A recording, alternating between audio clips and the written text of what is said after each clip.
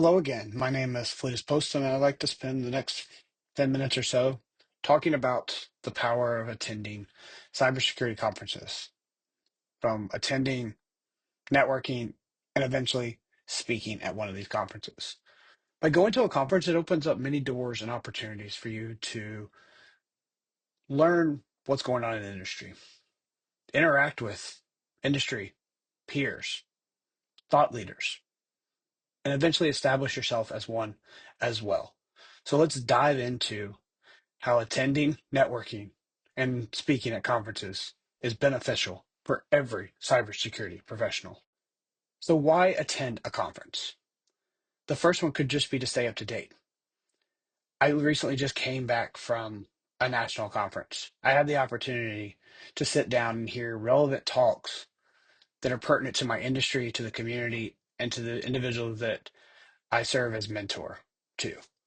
So I was able to understand new threat actors, new tactics, techniques, and procedures, and just a different perspective of how to look at the problems we face in and day out. As you're probably similar to me, you have a morning routine, and that routine could be getting up, making a cup of coffee, logging into your laptop, and checking your email, checking your news feeds, checking any threat intel that's came in overnight or since you last logged in. And conferences allow you to take that action that you're doing morning after morning or week after week and apply it when you attend a meeting, which leads me into the networking piece of it, the second one. Attend a local B-Sides or ISC Squared, ISACA, a DEF CON group chapter in your local community. They likely have monthly meetings or quarterly meetings. Get out there, get involved in them, and get to know the industry professionals, practitioners, and leaders in your community who are participating in those local meetups. Find communities that have hands-on experiences that are running workshops. Attend them, take notes, and then bring them back to your workplace and be able to apply them quickly and easily. So those are reasons we should be attending conferences and meetups. You want to stay up to date. We research day in and day out. You want to meet up with people and be able to interact with them, ask questions, and not just have to rely on a Discord channel, a Slack community, or a Zoom call to get your information into network. And then apply those skills with hands-on experience. Engage in workshops and in-person capture the flags or escape rooms or any other workshop that they're putting on. And be willing to give feedback and help grow your community.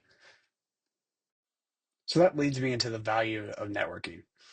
By establishing relationships, you're now elevating yourself from a team of one. So let's take that persona.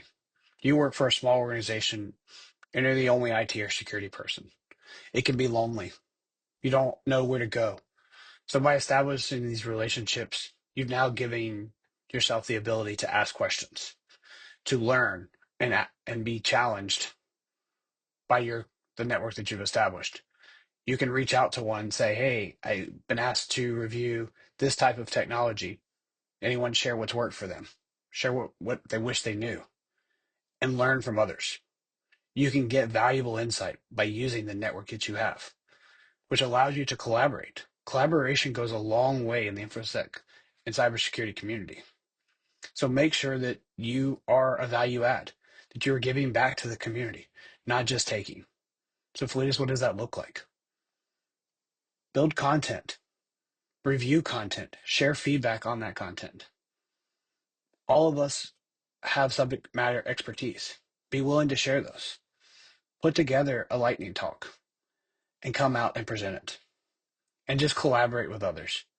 We need more thought leaders. We need more execution. So you be one of those in your local community.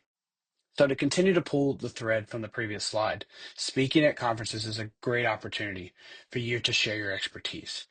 Each and every one of us are researching, learning, and growing daily.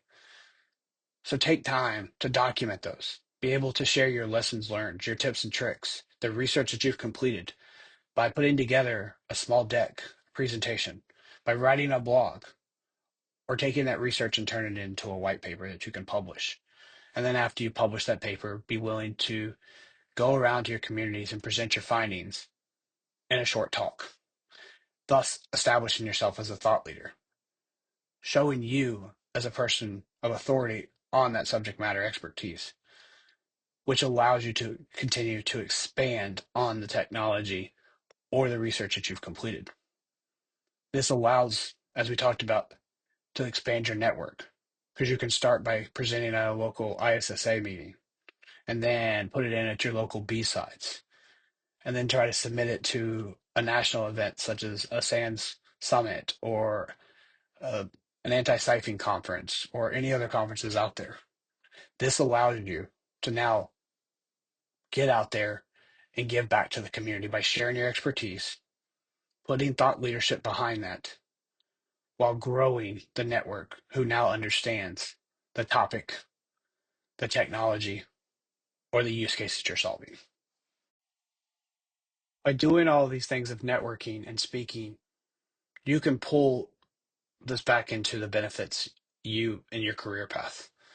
It gives you opportunities for career advancement because you're demonstrating your commitment to grow.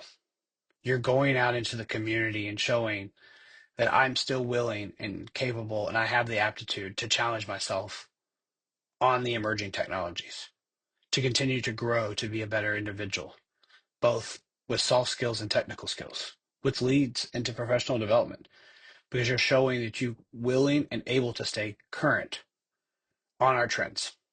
If that's generative AI, supply chain attacks, third-party risk management, command and controls, new APTs, advanced persistent threats, and then take time to distill that data in a way that can attract industry opportunities to present as establishing yourself as an SME and thought leader.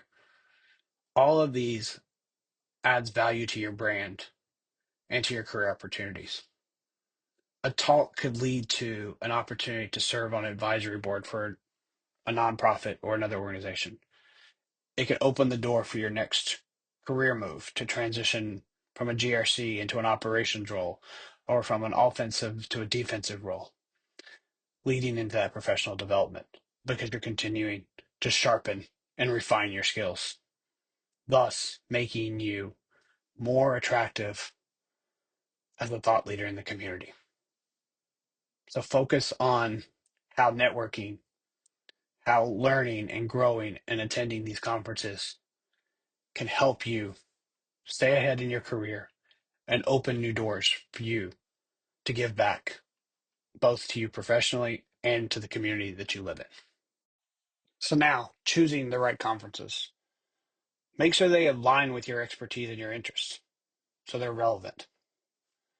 Make sure that they're targeting you to align with your goals and objectives in your career. And research the speakers, who's keynoting, who's offering training, and what are their credentials. And I'm not just saying where do they go to college, where do they work, but do they have credentials to be speaking or to be training. So focus on attending conferences that are relevant, that are going to speak to your career objectives and your goals, and that you recognize the speaker's reputations as being a thought leader and a subject matter expert. So to pull it all together, it's important to stay informed. It's important to build your network while enhancing your career. I hope you found this talk interesting. I hope you found it timely as we are early on in the year and there'll be many conferences that'll happen as we close out Q1, move into Q2 in the second half of the year. Go ahead and research now where you can plug in locally, where you can plug in nationally. And if you have the opportunity, find an international opportunity to plug yourself into so that you can stay informed, continue to build your network, and continue to enhance your career. So don't miss out.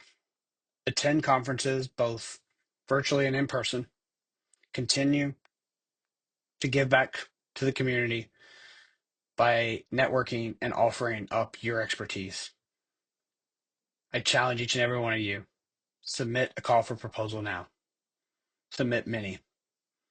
If you need help, find someone in your circle to help you write it.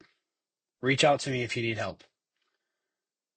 Please like and subscribe, as I will continue to put out content like this to help enable us, myself included, to stay sharp, to stay safe, and to stay secure.